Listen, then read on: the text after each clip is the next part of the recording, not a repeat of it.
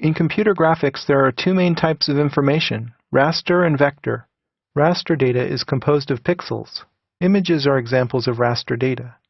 Vector data, on the other hand, is represented by numerical coordinates in a spatial coordinate system. Drawings are examples of vector data. Let's compare these types with a practical example. Go to the File system and locate the Getting Started chapter folder. Then double-click on Cottage Sketch.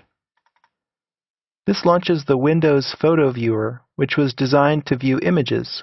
This is a pencil sketch, and if we zoom in by rolling the mouse wheel forward, you'll see the nature of raster data. As we get closer, the quality starts to deteriorate, and the image pixelates, as you can start to perceive the individual pixels of which it is made. Now, it doesn't really matter what color the pixels are in terms of the data. They can be white, a shade of gray, or black, but generally the same order of magnitude of information has to be stored. Now, because it's a JPEG, it's compressed, and it's much smaller than an equivalent TIFF image, but that's sort of beside the point. The point I want you to remember here is that raster data is made of pixels, and the quality depends upon the number of pixels that is captured. No matter what, if you zoom in close to raster data, the quality will deteriorate and it will start to pixelate. Now let's switch over to AutoCAD. Let's open the cottage drawing. Cottage 4 in this case. Now AutoCAD has the ability to represent both raster and vector data. I'll zoom into the raster image here in AutoCAD, and you'll see that it doesn't look quite so bad as it did in the photo viewer. That's because AutoCAD blurs the image to hide the pixelation, but nevertheless the quality still is degraded here the closer you zoom in. That's the nature of raster data. Now I'll zoom back out by rolling the mouse wheel, and I'll pan by dragging the mouse wheel.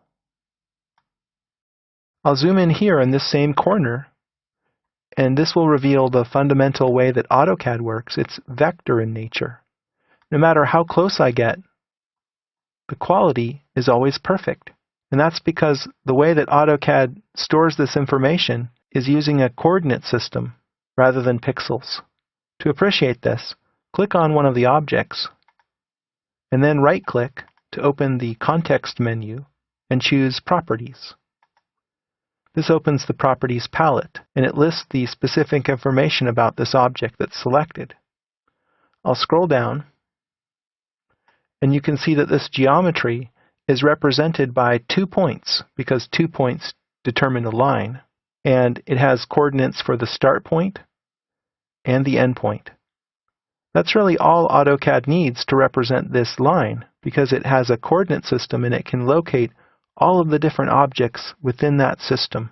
And that allows you to zoom in nearly infinitely into the smallest corners of your objects and still have perfect clarity. Now, what AutoCAD can't do is represent photographs and continuous tone very well. For that, you need a raster editing program such as Photoshop. But AutoCAD can display raster images and use them as underlays.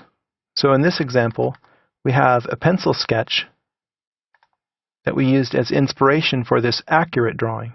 You might also scan an existing drawing on paper and use that as an underlay for adding additional systems.